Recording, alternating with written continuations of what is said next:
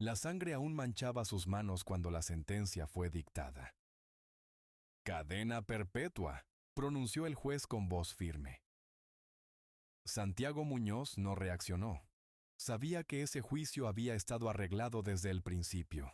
Sabía que el verdadero culpable de la muerte de su hermano no estaba en el banquillo de los acusados, sino libre, disfrutando de su victoria.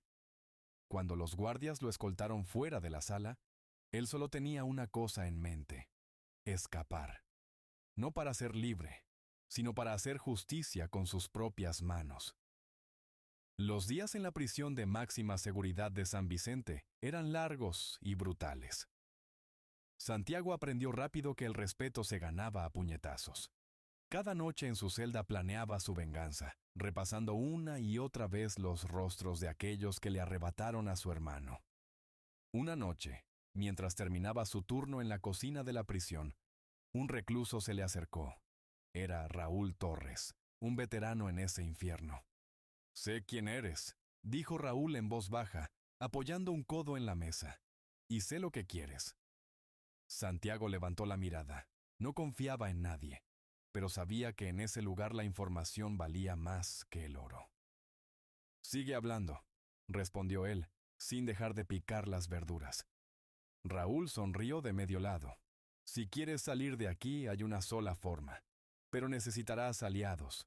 Los días pasaron y Santiago comenzó a acercarse a los presos más peligrosos.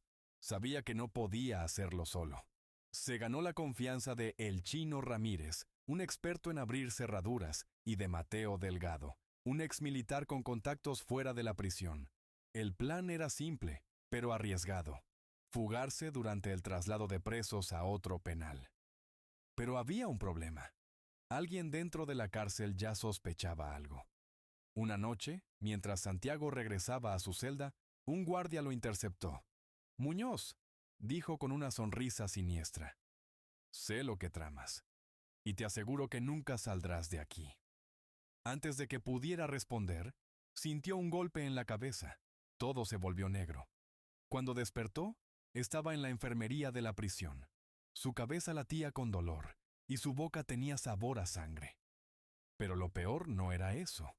El guardia corrupto le había dejado un mensaje en el brazo, escrito con marcador: «Vas a morir aquí».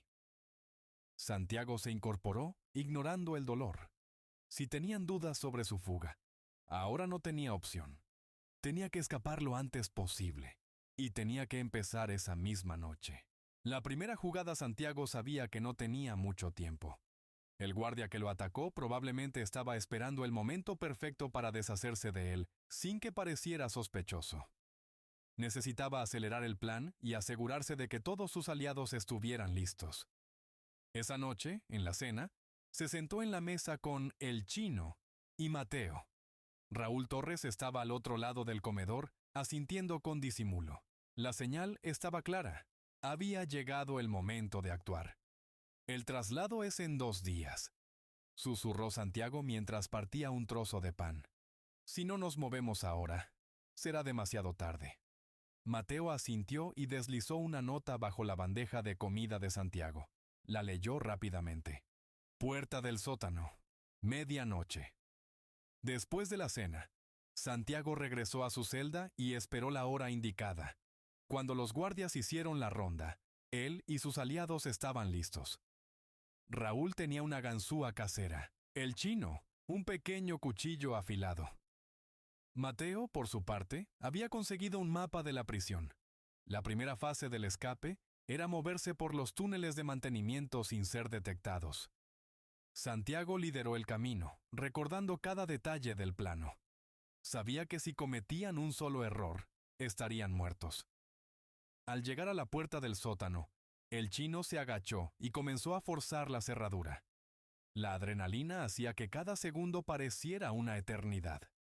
Justo cuando la cerradura cedió, escucharon pasos acercándose. «¡Rápido!», susurró Mateo, empujando a los demás hacia la puerta. Lograron entrar justo a tiempo y se ocultaron tras unas tuberías oxidadas. 2 guardias pasaron cerca, hablando entre ellos. «Dicen que Muñoz está tramando algo. El director quiere que lo vigilemos de cerca». Santiago contuvo la respiración. Cuando los guardias se alejaron, Raúl cerró la puerta con un alambre, asegurándose de que no pudieran seguirlos. «Esto solo acaba de empezar», murmuró Santiago.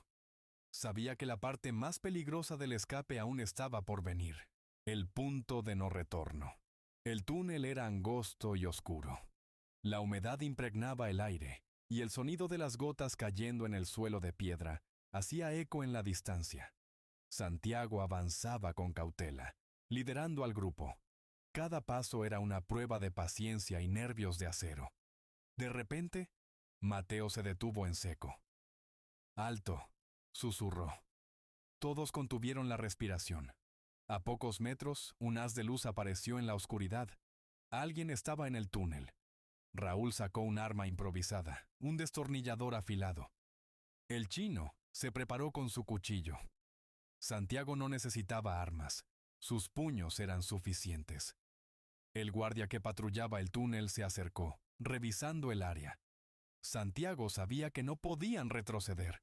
Si ese guardia daba la alarma, todo acabaría. «Déjenmelo a mí», susurró Santiago avanzando en silencio. Con precisión letal, lo sorprendió por la espalda y lo silenció antes de que pudiera reaccionar. El cuerpo cayó pesadamente al suelo. No había vuelta atrás. «Ahora o nunca», dijo Mateo. Avanzaron rápidamente hasta el final del túnel. Santiago empujó la reja con todas sus fuerzas, pero estaba oxidada y no cedía. «¡Rápido! ¡Nos encontrarán!», susurró Raúl con desesperación. Con un último esfuerzo, Mateo sacó un explosivo casero que había escondido en su uniforme. La explosión fue leve, pero suficiente para liberar la salida. Cuando emergieron a la superficie, sintieron la brisa nocturna en sus rostros. «Lo logramos», susurró el chino. Pero antes de que pudieran celebrar, se escucharon disparos. El escape aún no había terminado. La huida. El sonido de los disparos resonó en la noche, y Santiago sintió como su corazón latía con fuerza. La libertad estaba al alcance de la mano, pero el precio era alto. Los guardias se habían dado cuenta de que algo estaba pasando, y no iban a dejarlo escapar tan fácilmente. «¡Corred!», gritó Mateo, mirando rápidamente a su alrededor. El grupo comenzó a correr por la oscuridad, atravesando el terreno rocoso que rodeaba la prisión. La ansiedad llenaba el aire, pero sabían que no podían detenerse. Santiago lideraba la huida con el chino y Raúl a sus espaldas, y Mateo cubriéndolos. Tenían que llegar lo más lejos posible antes de que los alcanzaran. De repente, un grito rompió el silencio de la noche. «¡Atrás!», gritó Raúl, mirando hacia atrás. Los guardias se habían agrupado y los perseguían, armados y decididos a detenerlos. La distancia entre los fugados y sus perseguidores se acortaba rápidamente. Santiago sabía que tenían que encontrar refugio antes de que los rodearan. Miró hacia la izquierda y vio una vieja cabaña abandonada, oculta entre los árboles.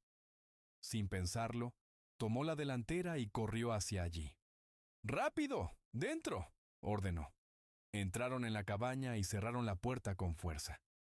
El refugio era precario, con paredes de madera desvencijadas y ventanas rotas, pero al menos estaban a salvo por el momento.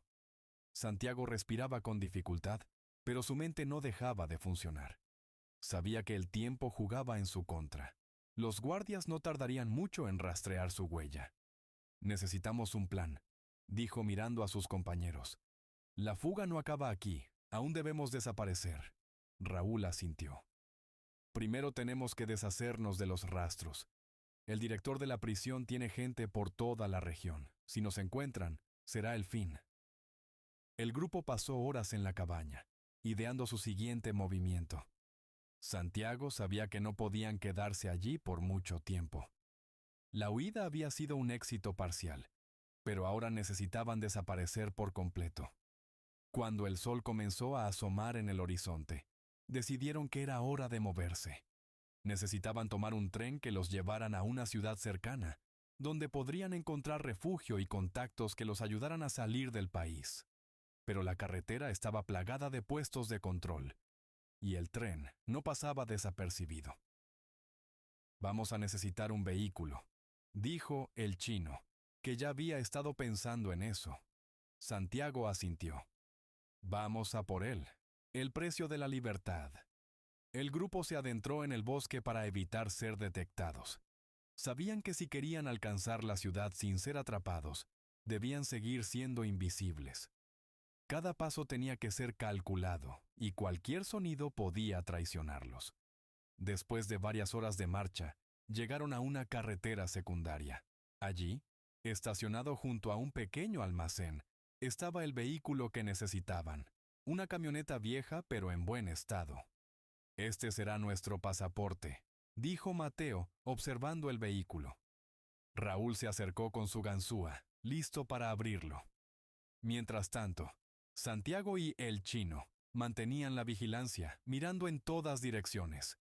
Sabían que si alguien pasaba por allí, podrían estar en graves problemas. Raúl logró abrir la camioneta sin problemas, y pronto estaban en camino. A medida que avanzaban, el paisaje cambiaba rápidamente.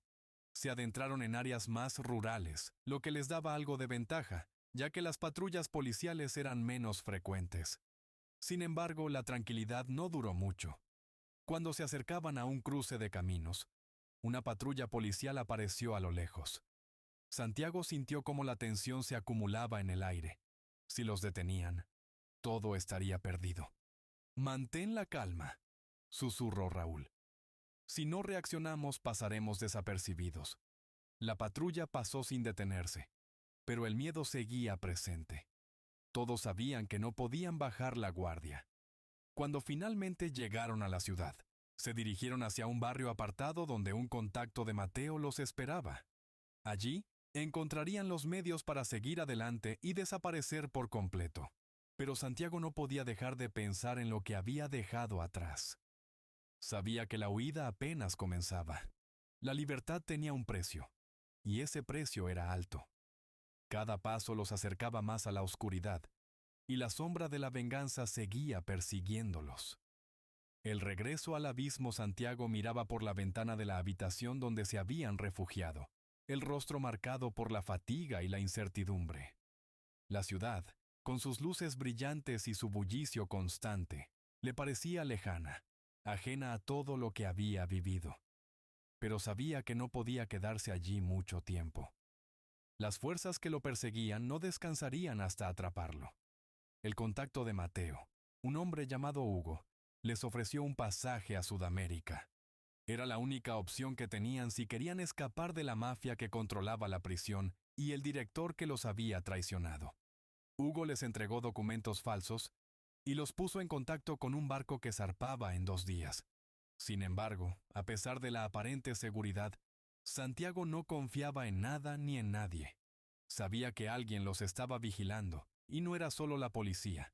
La cárcel de San Vicente tenía muchos tentáculos en el mundo exterior, y su fuga no pasaría desapercibida por mucho tiempo. Esa noche, mientras todos descansaban, Santiago se levantó y salió al callejón detrás del edificio. Algo lo estaba llamando. No podía dejar de pensar en la sensación de injusticia que había sufrido. Su hermano seguía muerto, y el verdadero culpable seguía libre. El escape no era solo por su vida, sino también por la memoria de su hermano, por la venganza que no se podía posponer. Decidió que no podía abandonar el país sin asegurarse de que la justicia, al menos en su propia versión, fuera hecha. Regresó a la habitación mirando a sus compañeros. «Tenemos que hacer algo más», les dijo con firmeza. «No nos iremos de aquí hasta que arreglemos las cuentas con los que nos hicieron esto». Los 3 lo miraron, sorprendidos, pero no dijeron nada. Sabían que una vez que Santiago tomaba una decisión, no había vuelta atrás. El regreso al abismo no era solo una opción, era una necesidad. La huida apenas había comenzado.